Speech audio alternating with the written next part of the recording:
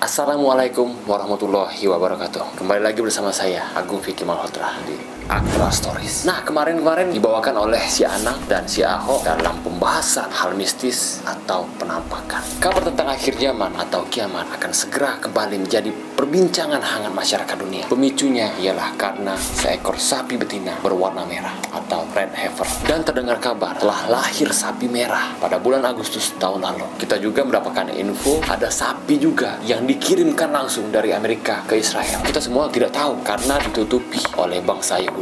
The Temple Institute merupakan sebuah organisasi keagamaan Yahudi. Lahirnya sapi merah tanpa noda dan cacar itu merupakan yang pertama kali dalam 2000 tahun terakhir.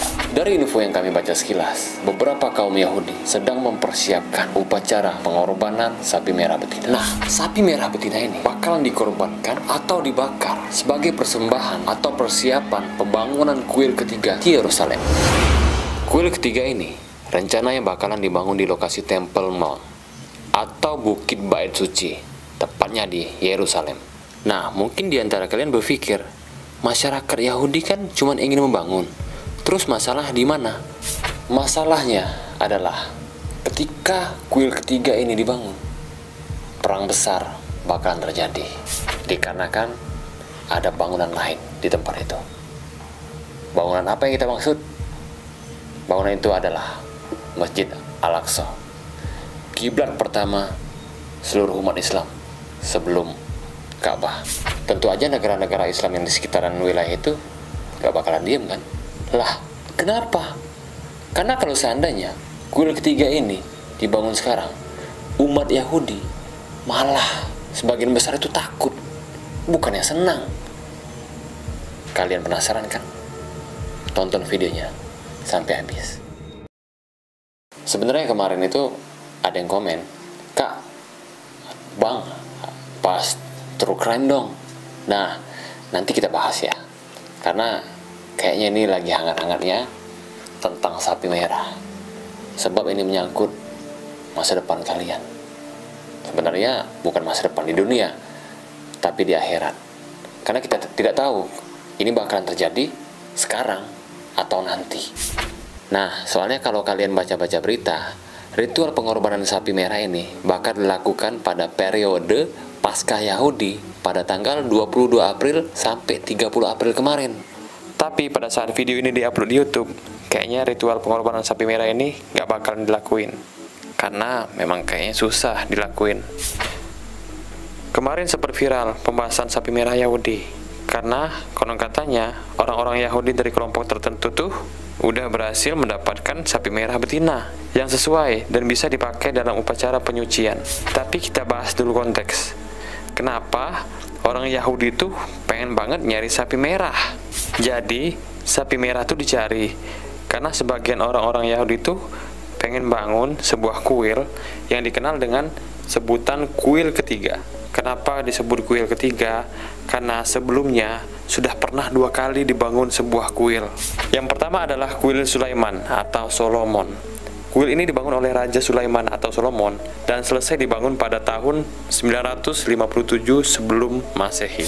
Tapi kuil Sulaiman ini kemudian hancur di tangan Raja Nebukadnezar II dari Babilonia pada tahun 586 sebelum Masehi saat dia menaklukkan kota Yerusalem. Habis itu kuil kedua kemudian dibangun oleh orang Yahudi setelah mereka kembali dari pengasingan di Babel tahun 538 sebelum Masehi dan selesai pada tahun 515 sebelum Masehi.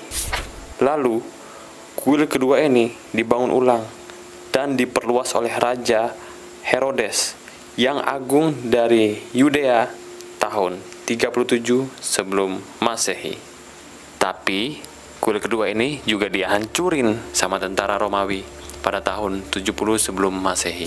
Sejak saat itu orang Yahudi yakin kalau kuil ketiga ini bakal dibangun lagi. Dan saat itu Mesias bakal muncul dan membawa keselamatan bagi masyarakat atau kaum Yahudi. Jadi kuil ketiga ini bakalan dibangun di wilayah Bukit Bait Suci atau Temple Mount di Yerusalem. Masalahnya, orang-orang Yahudi saat ini belum boleh masuk atau dilarang masuk dikarenakan belum suci. Jadi, Rabi Yahudi itu ngelarang orang-orang Yahudi untuk masuk ke daerah itu. Karena secara ritual, orang-orang Yahudi saat ini dianggap belum suci.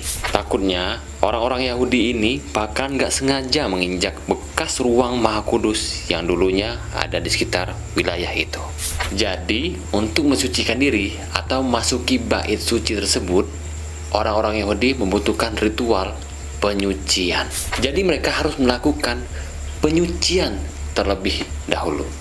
Ritual penyucian ini membutuhkan sapi merah betina, atau kalau dalam versi Yahudi disebut parah adumah. Sapi merah betina ini dikorbanin, terus dibakar, dan abunya ini dicampur air, lalu dibagiin ke orang-orang Yahudi sampai mereka bisa masuk ke kuil peribadatan. Jadi itulah alasan orang-orang Yahudi kenapa nyari sapi merah betina ini. Sapi merah betina ini juga nggak boleh sembarangan. Ada kriteria khusus. Sapi merah mana yang cocok untuk dijadikan pengorbanan. Yang pertama, sapi betina ini beneran harus berwarna merah dari ujung kaki sampai ke ujung kepala. Biarpun selai rambut, nggak boleh berwarna lain. Warna merah di sini bukan maksudnya berwarna merah terang kayak gitu. Warnanya tuh agak merah-merah, agak kecoklatan kayak gitu. Kan nggak mungkin juga di dunia ini ada sapi yang beneran warna merah kayak cabai kayak gitu. Bukan di film kartun. Yang kedua, menurut info, sapinya itu harus berusia 3-4 tahun atau juga boleh lebih tua dari itu. Dan yang ketiga, sapinya itu harus bebas dari cacat atau penyakit, baik itu di dalam tubuh ataupun di luar tubuh sapi tersebut. Yang keempat, sapinya harus belum pernah dipakai dalam kegiatan apapun seperti membajak sawah dan lain-lain. Nyari sapi betina dengan ciri-ciri yang disebutin tadi susahnya minta ampun. Butuh waktu 2000 tahun lamanya. Bahkan dalam catatan Misnah atau hukum Taurat lisan disebutin bahwa sejak orang Yahudi masih beribadah di tabernakel atau kemah pertemuan di zaman Nabi Musa sampai kehancuran bait suci kedua tahun 70 Masehi, sapi merah yang bisa dikorbankan itu totalnya cuma ada 9 ekor. Artinya selama ribuan tahun orang Yahudi cuman bisa ngorbanin 9 ekor sapi merah. Dan menurut Rabbi Maimonides, salah satu rabi atau pemuka agama terkenal Yahudi, sapi merah ke-10 kemungkinan muncul dan bisa dikorbankan hanya saat Mesias akan muncul.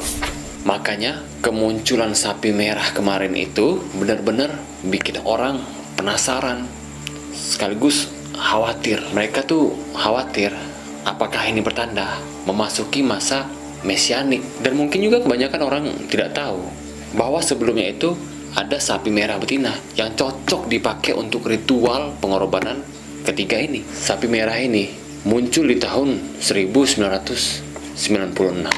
Ceritanya, Agustus 1996 lahirlah seekor anak sapi merah di sebuah peternakan yang terletak di luar kota Haifa, Israel.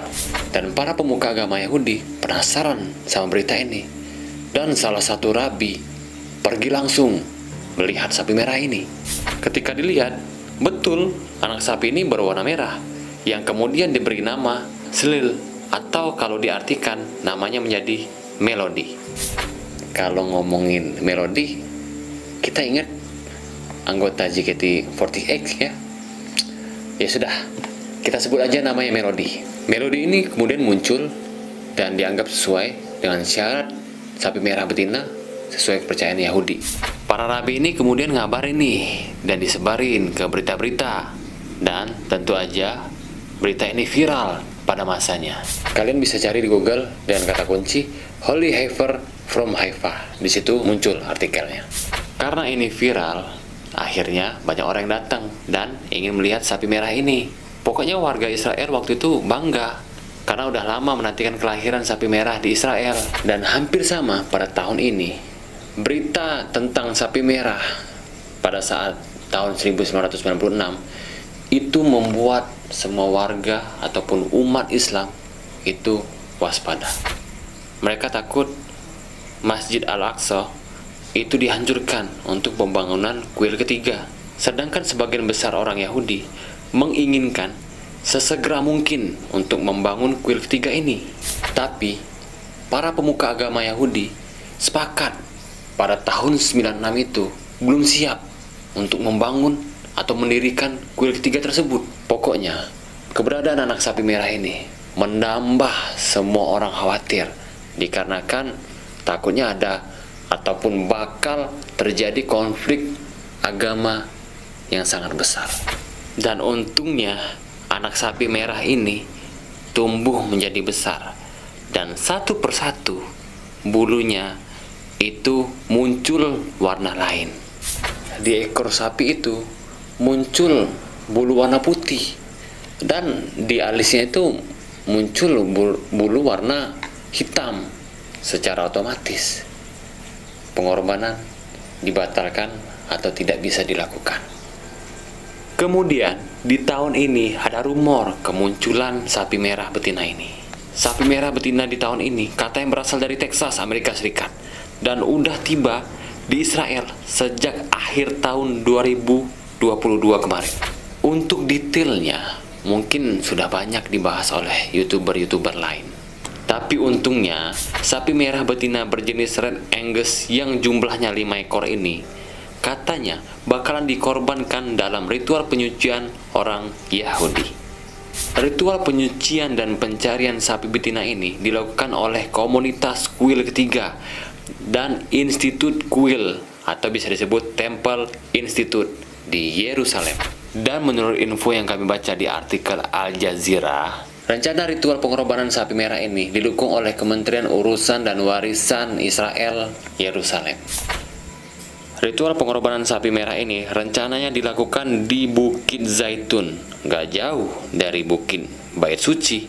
Di Bukit Zaitun ini dipercaya oleh umat Nasrani dan Yahudi sebagai tempat turunnya Mesia. Ritual penyucian pembakaran sapi merah ini bakalan dilakuin di Bukit Zaitun, yang dimulai dengan penyembelihan sapi merah di atas altar. Terus darah sapi ini dipercikan ke arah Bait Suci selama 7 kali. Setelah itu jasad sapi merah betina ini dibakar di atas tumpukan kayu bersama dengan kain wol berwarna merah tua, terus tanaman hisop dan kayu cedar.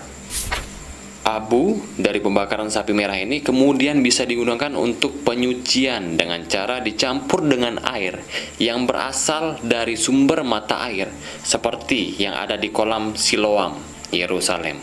Di zaman dulu, yang ambil di kolam ini cuma boleh diambil oleh anak-anak suci. Maksudnya apa?